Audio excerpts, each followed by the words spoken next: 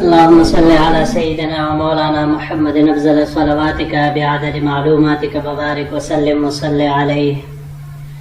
بسم اللہ الرحمن الرحیم. عزیز طلباء کرام، مختارات من ادب العرب سے بحمد اللہ تعالی آج ہمارا 68واں سبق ہے، اور جیسے کہ کئی دروس سے مضمون حدیث الناس وہ جاری ہیں، تو آج ایک اور سبق اس مضمون سے پیش خدمت ہے. تو بڑھتے ہیں اپنے سبق کی طرف. جی، تو ماقبل سبق میں ہم نے پڑھا کہ یہ صوفیہ حضرات جب دوسرے زاہد ابو عمر کے پاس تشریف لے گئے تو انہوں نے ان کو خوش آمدید کہا اور ان کے آنے سے خوش ہوئے.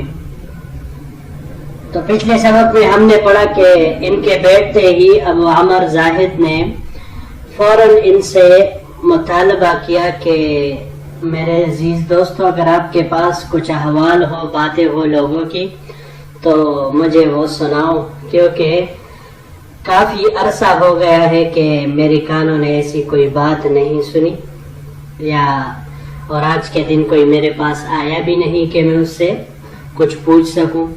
فاستخبرہ، تو یہ اس کے ساتھ متعلق ہے کہ کوئی میرے پاس آیا بھی نہیں کہ میں اس سے کچھ حال احوال لے سکوں. وَإِنَّ أُذُنِيَ لَدَيَّ الْبَابِ لِأَسْمَعَ قَرْعَةً أَوْ أَعْرِفَ حَادِثَةً، اور میرے کان دروازے سے لگے ہوئے ہیں تاکہ کوئی کٹکٹاہٹ سنوں یا کسی واقعہ کے بارے میں جان سکوں. فَهَاتُوا مَا عِنْدَكُمْ وَمَا مَعَكُمْ، چنانچہ جو کچھ تمہارے پاس ہے یا تمہارے ساتھ ہے مجھ پر پیش کرو. وَقُصُّوا عَلَيَّ الْقِصَّةَ بِفَصِّحَا وَنَصِّحَا، اور مجھ پر سارا قصہ اصل معاملے اور درست طریقے سے بیان کرو. وَدَعُوا التَّوْرِيَةَ وَالْكِنَایَةَ، توریہ اور کنایہ کو چھوڑو، یعنی کلام میں توریہ اور کنایہ سے کام لینے کی ضرورت نہیں. وَاذْكُرُوا الْغَثَّ وَالسَّمِینَ، ہر باریک اور واضح بات کو ذکر کرو. فَإِنَّ الْحَدِيثَ هَكَذَا يَطْيِبُ، یا هَكَذَا يَطْيِبُ، يَطْيِبُ زیادہ فصیح ہے. فَإِنَّ الْحَدِيثَ هَكَذَا يَطْيِبُ، کیونکہ گفتگو اسی سے ہی لذیذ ہوتی ہے، خوشبودار ہوتی ہے. وَلَوْلَا الْعَظْمُ مَا طَابَ اللَّحْمُ، کیونکہ ہڈیوں کے بغیر گوشت لذیذ نہیں ہوتا. وَلَوْلَا النَّوَىٰ مَا حَلَى التَّمْرُ، اور اگر گٹلی نہ ہوتی تو کھجور کا مزہ نہ ہوتا، ذائقہ دار نہ ہوتا. وَلَوْلَا الْقِشْرُ لَمْ يُوجَدْ اللُّبُّ، اور اگر چھلکا نہ ہوتا تو مغز بھی نہیں پایا جاتا. یہاں پر پہلا لفظ ہے پہاتو. ہاتو ہاتھ سے ہے، لے آؤ، پیش کرو، اس معنی میں یہ آتا ہے. فصحا و نصحا، یہ دونوں الفاظ فص کی طرف پہلے آتے ہیں. تو فص یہ حقیقت امر کو کہا جاتا ہے، اور آنکھ کی سیاہی کو بھی کہا جاتا ہے. اس کی جمع فصاص یا فصوص دونوں طرح سے آ سکتی ہے. فصصا یہ باب ضربہ سے مصدر اس کا فصن آتا ہے، جدا کر دینے کے معنی میں. لیکن اگر اس کا مصدر فصیصن ہو تو پھر یہ ٹپکنے کے معنی میں آئے گا. اس کے علاوہ باب افتعال سے اختصاصن، اس کا مصدر یہ آتا ہے اختصاصن، جدا کرنے کے معنی میں. اور اگر اس کو ہم باب تفعیل سے لیں، فصص یفصص تفصیصا، باب تفعیل سے، تو نگینہ لگانے کے معنی میں یہ آتا ہے. وَاذْكُرُوا الْغَثَّ،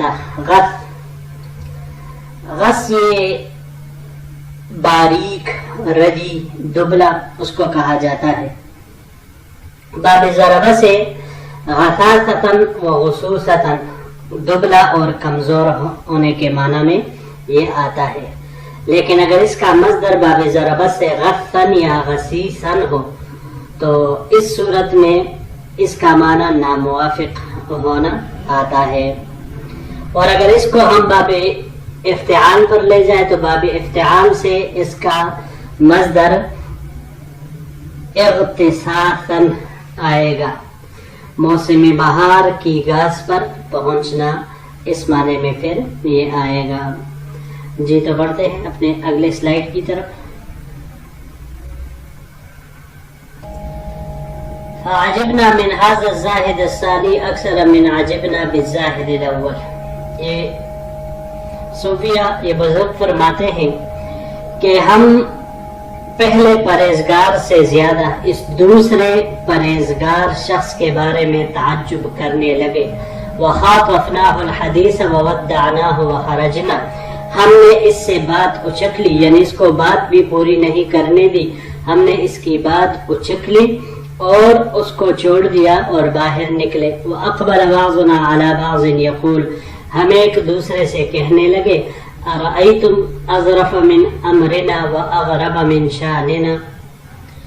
کیا تم نے ہمارے معاملے سے زیادہ ظریف اور ہماری حالت سے زیادہ حیران کرنے والی حالت دیکھی؟ انظروا من أي شيء كان تعريجنا. ذرا دیکھو کس شے کی وجہ سے ہم جو کہ متحیر ہوئے. ان هذا لشيء عجاب. یہ سورہ ہود کی آیت ہے 72 نمبر کہ یہ تو بہت عجیب چیز ہے. وتلددنا وتبلدنا.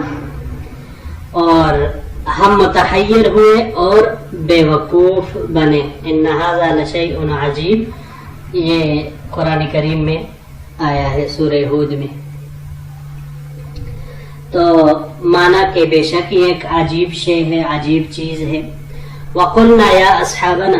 ہم نے کہا کہ اے ہمارے دوستو، انطلقوا الى ابی الحسن الصغیر وان كان مضربه بعيدا فإنا لا نجد سكوننا الا معه ولا نظفر بضالتنا الا عنده لزهده وعبادته وتوحده وشغله بنفسه مع زمانته في بصره وورعه وقلة فكره في الدنيا وأهلها.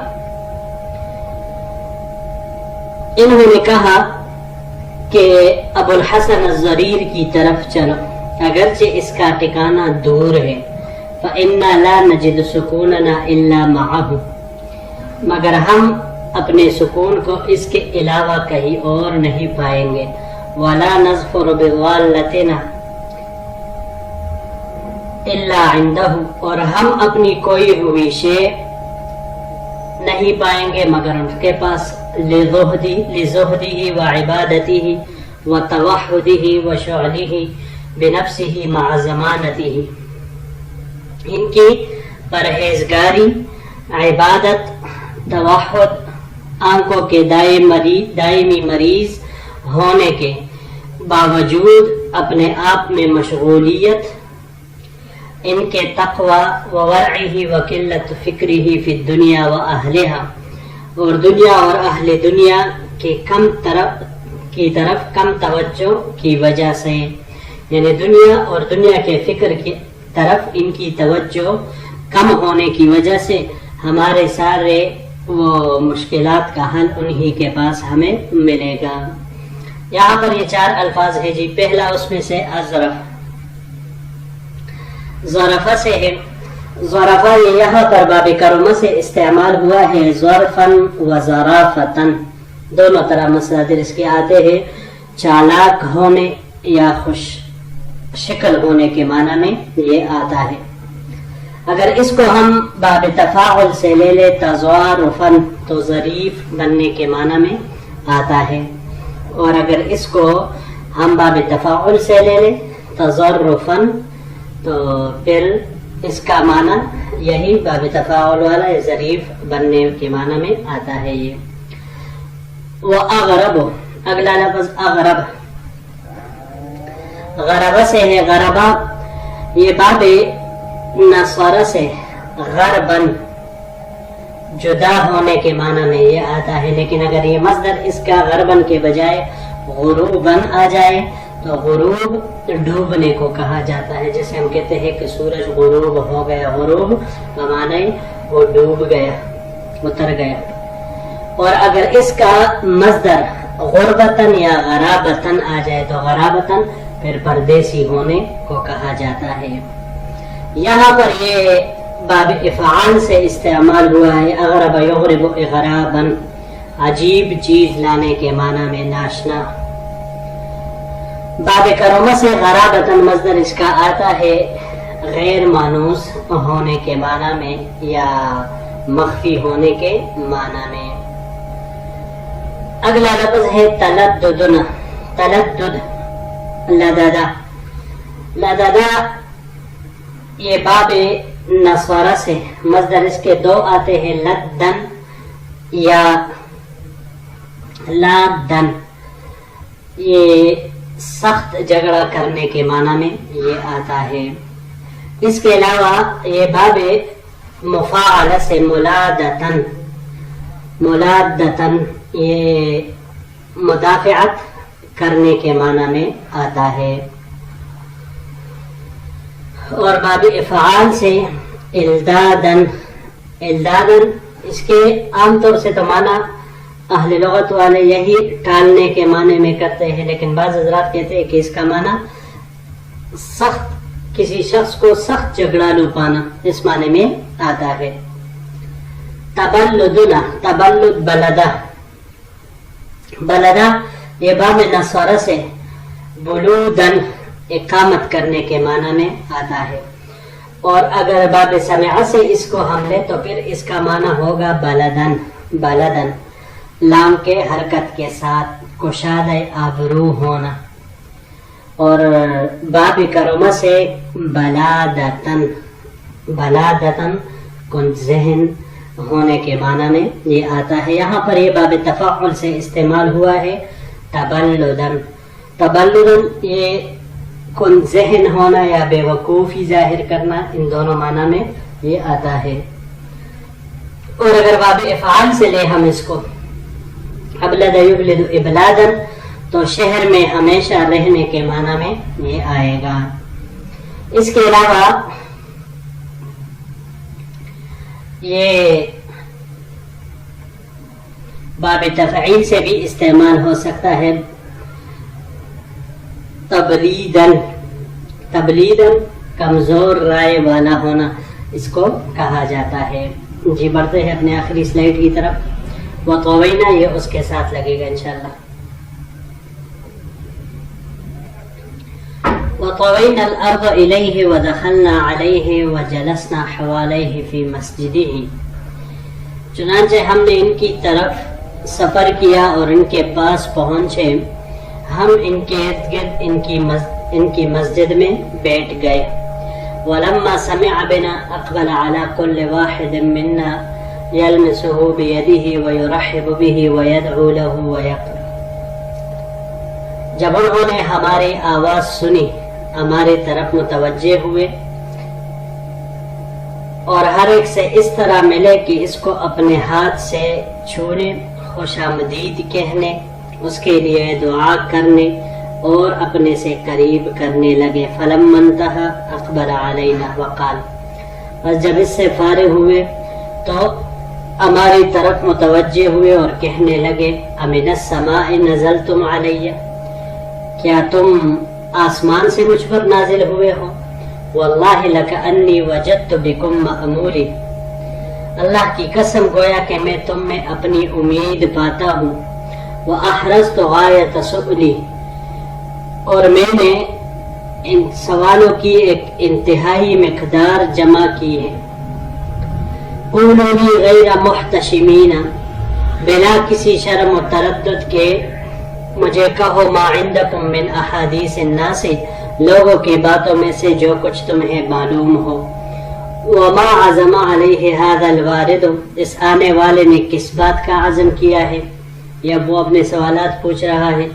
وما يقال في امر ذلك الهارب الى قاین وما الشائع من الاخبار، قاین کی طرف بھاگنے والے شخص نے کے بارے میں کیا کہا جا رہا ہے، کیا کچھ اس کے بارے میں خبریں پھیلی ہوئی ہیں۔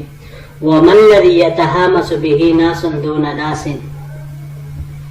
بعض لوگ بعض سے کس بارے میں رازداری برت رہے ہیں. وَمَا يَقَعُ فِي حَوَاجِسِكُمْ وَيَسْتَبِقُ إِلَى نُفُوسِكُمْ. تمہارے باطن میں کیا بات آ رہی ہے اور تمہارے نفوس کس چیز کی طرف سبقت کر رہی ہے. فَإِنَّكُمْ بُرُدُ الْآفَاقِ. بے شک تم آسمان کے اولے، وجوالۃ الارض زمین کے سیاح، ولقاطۃ الکلام اور گفتگو کے اٹھانے والے ہو، ویتساقط الیکم من الاقطار مختلف جوانب سے تم پہ وہ سب کچھ پیدر پہ گرتا ہے. ما یتعذر علی عظماء الملوک وکبراء الناس. جو بڑے عظیم بادشاہ ہو اور لوگوں کے بڑوں پر بھی مشکل سے گرتا ہے. فورد علینا من هذا الانسان ما انسى الاول والثانی. اس شخص کی طرف سے ہمیں ایسی بات پہنچی کہ جس نے ہمیں پہلے اور دوسرے کو بلا دیا. یعنی اس تیسرے نے جو باتیں کی تو اس کی باتوں کی وجہ سے پہلے دو اس کو ہم بھول گئے. جی یہاں پر یہ چند الفاظ ہیں. معمولی، یہ پہلا لفظ ہے عملہ سے ہے. یہ عملہ باب نصارہ سے عملا امید کرنا، اور یہی معنی باب تفعیل سے جو تأمیلا آتا ہے مصدر، اس سے بھی یہی امید کرنا معنی آتا ہے. اور اگر اس کو ہم باب تفاعل پر لے جائے تأملا، تو تأمل کہتے ہیں غور کرنا، فکر کرنا، اس معنی میں یہ آتا ہے. محتشمین، حشمہ باب ضربہ سے حشمن، اور باب نصر سے بھی یہی مصدر آتا ہے. جب حشمن مصدر اس کا آ جائے تو یہ کہتے ہیں کہ جب بندہ کوئی ناپسندیدہ بات سنے اور اس کے اوپر وہ غضبناک ہو جائے، اس کو کہا جاتا ہے. اور اگر اس کا مصدر خشومن آئے تو پھر یہ تکنے کے معنی میں آتا ہے. باب تفاعل سے جب ہم اس کو لے تحشمن یہ مذمت سے بچنے کو کہا جاتا ہے. یہاں پر باب افتعال سے استعمال ہوا ہے احتشامن. احتشامن کہتے ہیں شرم کرنے کو، یہی اس کا استعمال ہوتا ہے اسی معنی میں. اگلا لفظ ہے جی یتحامسو، ہمسا باب ضربہ سے ہمسن. ہمسن یہ کہتے ہیں آواز کو پست کرنا، کم کرنا، آہستہ کرنا، اس معنی میں یہ آتا ہے. اور اس کے علاوہ یہ باب تفاعل سے تحامسن رازدارانہ باتیں کرنا، اس معنی میں یہ آتا ہے. حواجس اس کی مفرد آتی ہے. وسوسہ اور اندیشے کو کہا جاتا ہے. باب ضربہ سے اور نصرہ سے مصدر اس کا حجسن آتا ہے. یہ وسوسہ گزرنے کے معنی میں آتا ہے.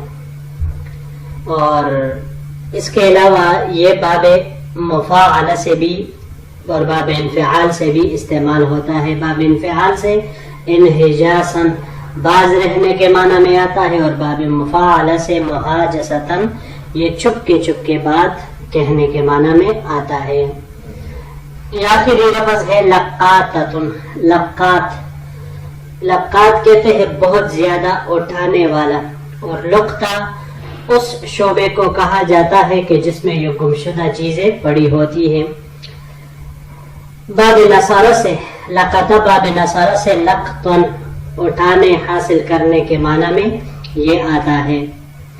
اگر اس کو ہم باب افتعال پر لے جائیں تو التقاطن زمین سے اٹھانا، اس معنی میں یہ آتا ہے. تو ہم نے جیسے کہا کہ لقطہ یہ اس کو کہا جاتا ہے کہ کسی کو کوئی چیز ملے جس کے مالک معلوم نہ ہو، کچھ پتہ نہ ہو، تو پھر وہ جہاں جمع کیا جاتا ہے اسے شعبہ لقطہ کہا جاتا ہے. اور پھر وہی سے ہر کوئی بندہ اپنے نشانی دے کر اس چیز کو وصول کرتا ہے. جی تو معزز طلباء کرام، یہی تک ہمارا آج کا سبق تھا. انشاءاللہ العزیز اگر زندگی رہی تو اگلے درس میں پھر آپ سے ملاقات ہوگی. السلام علیکم ورحمۃ اللہ وبرکاتہ.